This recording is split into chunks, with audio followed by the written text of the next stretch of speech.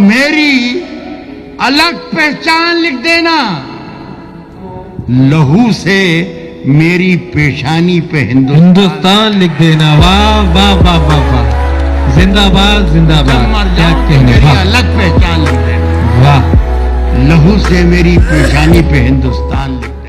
जिस साल और जिस महीने इस देश में संविधान लागू हुआ था, उस साल और उस महीने वे पैदा हुए थे, लेकिन उन्होंने आखिरी सांस ऐसे समय में ली जब बहुत सारे लोगों को ये फिक्र सता रही है कि ये संविधान खतरे में तो नहीं है। दरअसल हम बात कर रहे हैं राहत इंदौरी साहब की।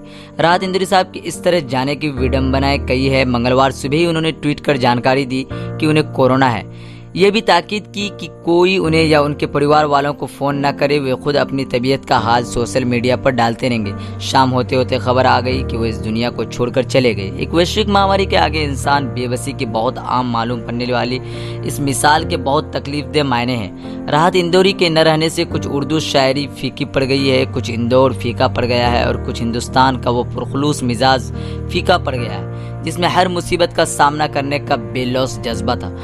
उर्दू के समकालीन दुनिया में मशहूर शायरों की कमी नहीं है। ऐसे भी शायर कम नहीं जो आम फहम जुबान और मुहावरे में लिखते हुए बहुत लोकप्रिय भी रहे और अपने अदबी सलीके से अपना लोहा भी मनवाते रहे। बशीर बदर, मुनव्वर राना और वसीम बरेलवी जैसे नाम इस सिलसिले में फौरन याद आ जाते हैं। फिर भी राहत इंदौरी में एक बात थी जो दूसरों से कुछ अलग और ऊपर थी। मौजूदा राजनीतिक सामाजिक माहौल में वे बहुत बेधड़क और बेलौस अंदाज में अपनी बात कहते थे। ये काम इस समय बहुत आसानी नहीं है। एक तरफ जब ये चिंता जताई जाती है कि बहुसंख्यकवाद की चुनौती अपने चरम पर है और अल्पसंख्यक समुदायों और प्रगतिशील लोगों को हाशिए पर धकेलने की कोशिश जारी है, तब राहत इंदौरी जैसा शायर ही याद दिला सकता था कि ये हिंदुस्तान सबका है और सबके लिए उनकी एक बहुत मशहूर हुई गज़ल के 2 शेर यहाँ उद्धृत करना ज़रूरी लग रहा है जो प्रतिरोध की बहुत मजबूत आवाज़ बनाते हैं कि लगेगी आग तो आएंगे घर कई जद में, यहाँ पे सिर्फ हमारा मकान थोड़ी है, सभी का खून है शामिल यहाँ की मिट्टी में,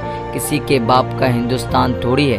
ये पूरी गज़ल उन पस्त हिम्मत होते दिलों को बहुत हौसला देती रही जो हाल के वाक़यात से खुद को मायूस और डरा हुआ पा रहे थे। दरअसल अपनी ज़मीन पर अपने दावे का बुलंद इकबाल था जो इस पूरी गज़ल में बहुत खुलूस के साथ खुलता रहा। लेकिन यहाँ इन 2 अशआर को उद्धृत करने का एक मकसद और है। पहला तो इस बात की ओर ध्यान खींचना है कि राहत बहुत सीधे लगने वाले बात में भी एक गहरा अर्थ निकाल लाते हैं। यानी जब वे कहते हैं कि आग लगेगी तो सिर्फ उनका घर नहीं जलेगा, गली में सबके मकान जद में आएंगे, तो वो बस एक दंगे को लेकर बात नहीं कर रहे होते हैं। वो दरअसल याद दिलाते हैं कि हिंदुस्तान नाम का ये मुल्क किसी इकलौती आस्था का इकलौता मकान नहीं है। ये गली कई विश्वासों, कई तहजीबों का घर है और एक झुलसेगा तो सब झुलसेंगे। यानी आप एक घर में आग नहीं लगा रहे हैं, पूरे हिंदुस्तान को लपेटों के हवाले कर रहे हैं। दूसरी बात यह है कि अमूमन गज़ल को बहुत मुलायम लफ्ज़ों की विधा माना जाता है। हालांकि इसमें तोड़ फोड़ बहुत हुई है और बहुत साहसिक प्रयोग भी हुए हैं, लेकिन बाप जैसे शब्द का इतना हेठी भरा इस्तेमाल कहीं और नहीं दिखता और इसके बावजूद गज़ल की गरिमा कहीं खंडित नहीं होती। दरअसल ये राहत इंदौरी का करिश्मा था कि उन्हें मालूम था कौन सी बात कैसे कही जाए। वे बड़ी सहजता के साथ बहुत तीखी बातें कह जाते थे जो समकालीन राजनीति और समाज को चिढ़ती हुई मालूम होती थी। सरहद पर तनाव है क्या, जरा पता तो करो चुनाव है क्या, जैसे अशआर में ली गई चुटकी भीतर तक जख्म करने वाली है। लेकिन एक बात और है, अमूमन इस राजनीतिक सामाजिक कत्ते से जुड़ी शायरी को उसके विषय के हिसाब से पढ़ते हुए हम भूल जाते हैं कि राहत इंदौरी के पास शिल्प की बहुलता भी कमाल की थी। गज़ल कई अर्थों में अपने रचयिताओं को एक बंदिश में रखती है, याद दिलाती है कि काफ़ी और बहर का एक अनुशासन है जिसके बाहर वे न जाएं। बेशक इस सरहद के बावजूद तमाम बड़े शायरों ने इसमें बड़ी बड़ी संभावना पैदा की है। बड़ी बड़ी और छोटी बहनों के बीच लफ्ज़ों का जादू जैसे एक साथ शोले और फूल खिलता रहा है। राहत इंदौरी भी ये कमाल करते हैं। उनका अपना एक शोख अंदाज है जो जब खुलता है तो इस तरह की फिजाएं खिलखिलाने सी लगती है। उनकी ये गज़ल इस लिहाज से अनूठी है, उसकी कत्थई आंखों में है जंतर मंतर सब, चाकू वाकू छुड़िया उड़िया खंजर वंजर सब, जिस दिन से तुम रूठी मुझसे रूठे रूठे हैं, चादर वादर तकिया वकिया बिस्तर विस्तर सब, मुझसे बिछड़कर वो भी कहाँ अब पहले जैसी है, फीके पड़ गए कपड़े वपड़े जेवर वेवर सब, आखिर मैं किस दिन डूबूंगा फिक्रे करते हैं कश्ती वश्ती, दरिया वड़िया लंगर वंगर सब।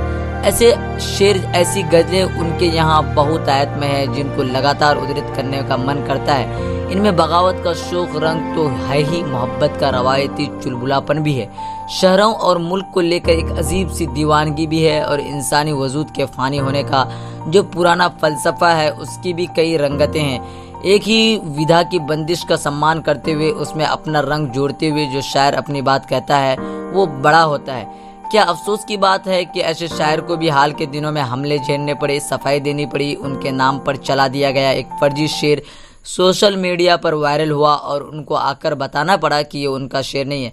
बहरहाल राहत इंदौरी ने फिल्म गीत भी लिखे और कई जाने पहचाने गीत लिखे, लेकिन ये भी एक करिश्मा है कि निदा फाजली या कैफ आजमी की तरह उनकी पहली पहचान फिल्मी गीतकार की नहीं रही। राहत इंदौरी का नाम लेते ही सबको एक शायर का ही ख्याल आता है। सच तो यह है कि उन्होंने जो फिल्मी गीत लिखे वो उस पाए के नहीं है जैसे उनके बाकी शायरी है, शायद इसलिए कि कारोबारी ढंग से लिखने का सलीका उन्होंने अब तक पूरी तरह नहीं सीखा था। एक बात और है, किसी शायर या कवि में ऐसा जज्बा कहाँ से आता है जो उसे राहत इंदौरी बनाता है। जमीन से अपने जुड़ाव से राहत का मूल नाम राहत कुरैशी था, बाद में उन्होंने अपने आप को इंदौरी कहा। मजे की बात यह है कि इंदौर की हल्की फुल्की समस्याओं पर भी शायरी की, लेकिन ये इंदौर उनको अपने मुल्क से जोड़ता था, सारी दुनिया से जोड़ता था, और वे सब कुछ भूल जाएं, अपनी हिंदुस्तानी पहचान नहीं भुलाते थे, चाहे जिस मिजाज में कहा हो। लेकिन ये शेर उनके निधन के बाद बहुत शिद्दत से याद आया। मैं जब मर जाऊं मेरी अलग पहचान लिख देना, मैं जब मर जाऊं मेरी अलग पहचान लिख देना, लहू से मेरी पेशानी पे हिंदुस्तान लिख देना।